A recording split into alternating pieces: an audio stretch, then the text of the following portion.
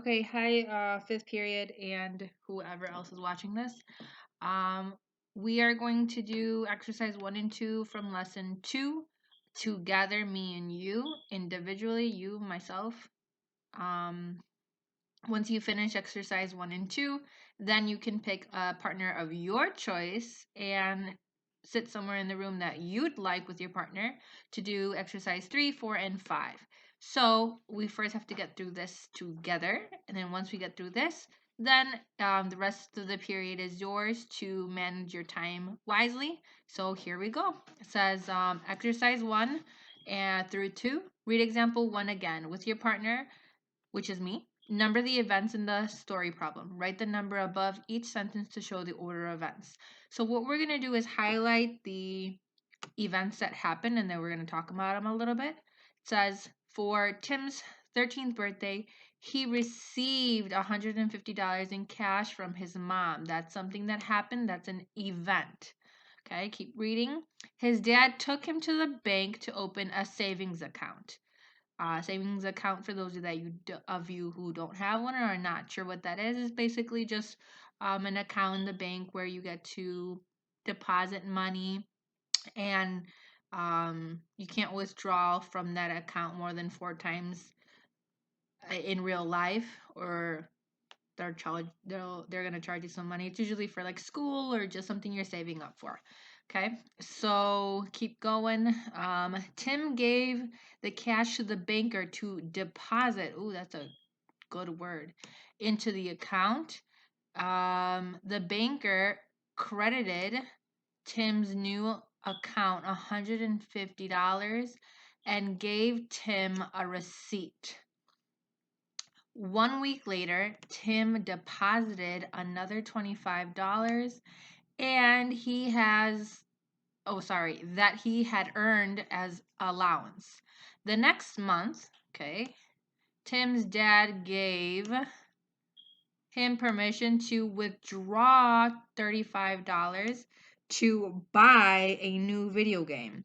Tim's dad explained that the bank would charge a $5 fee for each withdrawal from the savings account, and that each withdrawal and charge resulted in a debit to the account.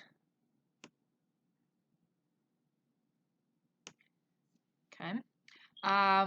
So we're going to talk about these words a little bit, and we're going to show them down here. So let me scroll down. So what we're going to have to do is write each individual description below as an integer. That's one of our new vocab words as of yesterday. Model the integer on the number line.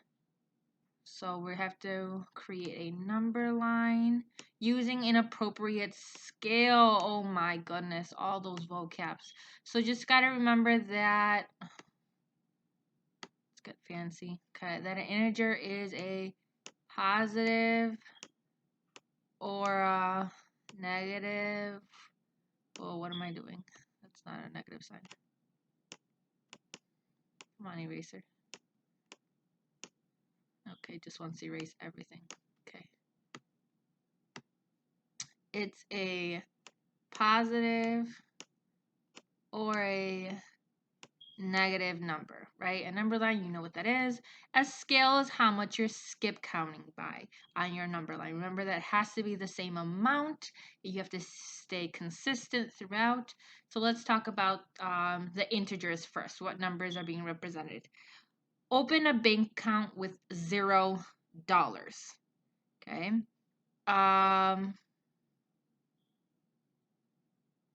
So what integer is that? Okay, the integer is $0 in your bank account. Well, that's 0. That's kind of silly, right? Okay. Make a deposit of $150, or make $100.50 deposit. So if we go back to this problem about him depositing money, what did that mean? Tim, I see deposit right here. So it says Tim gave the cash to the teller to deposit into the account. So he's giving his money to the person that works at the bank. That's what this word means, the banker. To deposit, to put into his account. So that word in your book, I want you to put the word put. I have to get used to this pen. Oh, of course, I just deleted that. Okay, so that's going to be putting money into his account. That is a good thing. Don't write over the words like I am. Okay, for Tim, that's a good. That's positive. That's something he wants to have. He wants to have money in his account. So would that be, what integer would that be? I kind of give it away, right? It's positive. You're putting it in your account. It's more money for him. So it's going to be 150. Positive. Positive numbers, remember that we don't write a positive sign. It's just the numbers that we deal with in everyday life, real world scenarios, so we don't need to mark it as being positive. Okay, credit an account for $150. So we have to go back and figure out, what does this mean, credit? So I'm going to go back and look at the highlighted. Oh, right here I see credited. It means the same thing. So it says, let's go back. Tim gave the cash to the banker to deposit or put it into his account. The banker credited Tim's new account $150. So that money that he put in is now in his account, and he gave Tim a receipt. So credited is being given, right? It's being put in. So that's also going to be 150. That's a good thing. That money is going in his account. That is a word that describes a positive integer. Okay, keep it going. I have to pause from there. Actually, let's just do these two, and then I'll let you rock and roll on your own. So on a number line, what you're going to show me is this integer on a number line, right? So try to make it as straight as possible.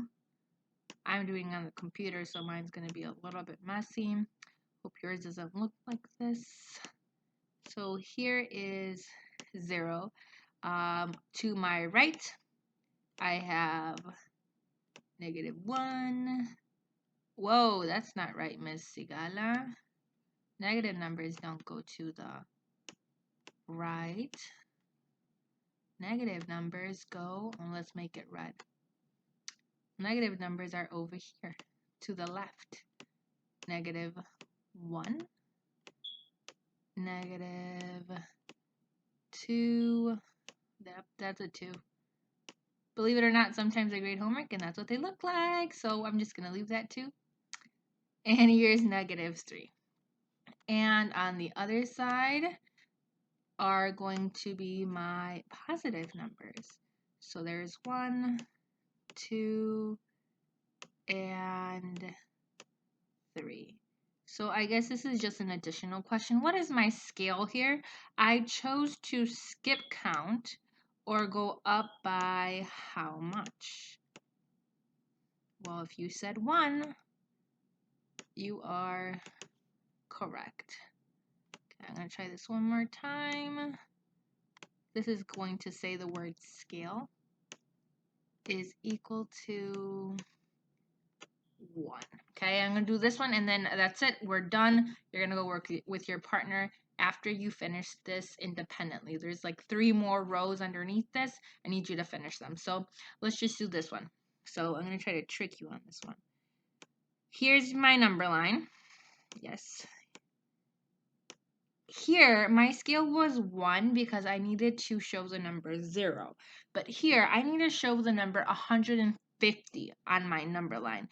Would it make sense to have a scale of 1? Skip count by 1? No way. That's 150 lines going this way. And if I wanted to show the negatives, 150 going this way, we're going to be on this problem forever if I choose a scale of 1.